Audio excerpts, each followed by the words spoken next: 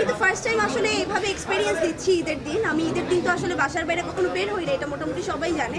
তো আমি যখন বাসার থেকে বের হচ্ছিলাম, আমার ভাইয়া খুব টেনশন করছিল। সে মানে খুব বেশি আমার সিনেমা ওভাবে দেখে না, সে খুব একটা সিনেমা প্রেমী না। তো সে খুব বেশি টেনশন করছিল যে ঈদের দিন যাচ্ছিস, সবাইকে বাসায় রেখে কি হবে ওখানে, তুই ভালো মতো খালি আয়। সো আমার মনে হয় আজকে যে মেমোরিটা নিয়ে আমি বাসায় যাব, এটা ভাইয়াকে বলার পর আই গেস আমার ভাই অনেক খুশি হবে, কেউ না হলেও। সো এই জায়গা থেকে আমি বলবো ওই কাউচটা আমরা যেটা দেখছি, একটু পরে যে মাইকগুলো ওদিকে ছাড়া দিব, পুরো ক্রেডিটটা আসলে ওই কাউচের দিকে যায়। আজকে আমাকে যদি ভালো লেগে থাকে, আমার ক্যারেক্টার ভালো লেগে থাকে, ইচ অ্যান্ড এভরিথিং পুরো আসলে ওই কাউচটার উপর আমি এই জিনিসটা দিব। আর স্পেশাল থ্যাঙ্কস টু রাহিম ভাইয়া। আমার মনে হয় সে আমাকে যদি আসলে পুশ না করতো এই ক্যারেক্টারটার জন্য, কখনোই হয়তো আমার করা হতো না, কিংবা এইভাবে আমি আসলে আনতেও পারতাম না। Thank you so. আমি প্রথমত বলতে চাই যে এইটা আসলে একটা ড্রিম কাম ট্রু, যে প্রিন্স ভাইয়ার একটা গান পাবো আমার সিনেমাতে, এইটা তাও আবার এরকম নস্টালজিক একটা ডুয়োর গান পাবো, এটা মনে হয় এটা ড্রিম কাম ট্রু। সো ওই জায়গা থেকে আমি যখন জনম জনমের নাম নেই, তখনই আসলে এত খুশি হয়ে যে আমার চেহারাতেই বোঝা যায়, আমার কিছু বলা লাগে না। So thank you Prince Mahmud ভাইয়া যে আপনি আমার জন্য এত সুন্দর একটা গান দিয়েছেন। Thank you so much. প্রথমত প্রিন্স মাহমুদ এই নামটা একটি ব্র্যান্ড, ইমোশন।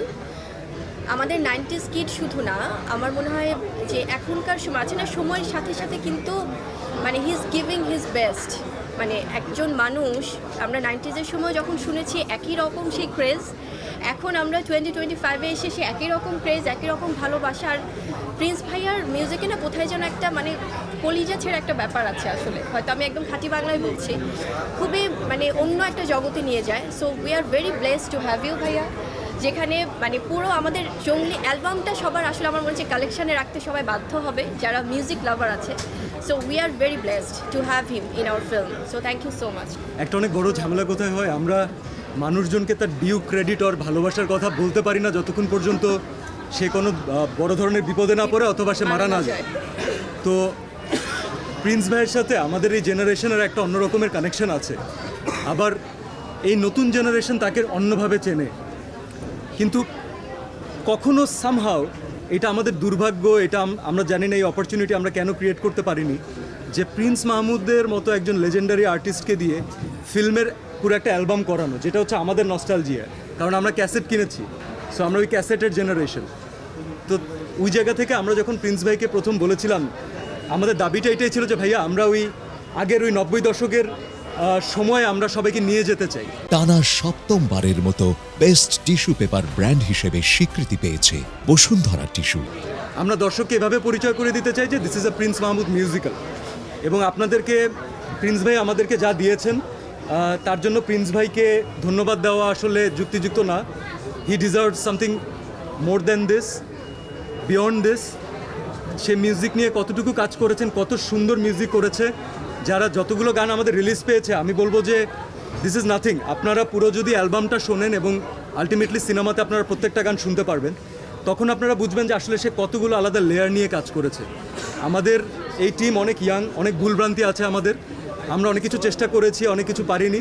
বাট এই মানুষটা সবসময় আমাদেরকে, রাহিমকে, অভিকে সব সময় উনি ইন্সপায়ার করে বলেছেন যে দেখিস আল্লাহ তাআলা ভালো কিছু করবে। তো এই মানুষটা আমাদের গার্জিয়ানের মতো কাজ করেছেন, তো তাকে আমরা পাশে পেয়েছি। আজকে তাকে আমাদের থ্যাঙ্কসটা অ্যাটলিস্ট তাকে জীবন্ত অবস্থায় বলতে পারছি, এর জন্য আমি গ্রেটফুল। আমাদের এই ওয়েট করতে হয় না যে ফাইনাল আমরা অন্য একদিন বলবো না। আসলেই ওনার অবদান অনস্বীকার্য, এবং জঙ্গলি হয়ে উঠতো না যদি ওখানে হয়তো প্রিন্স মাহমুদ না থাকতেন।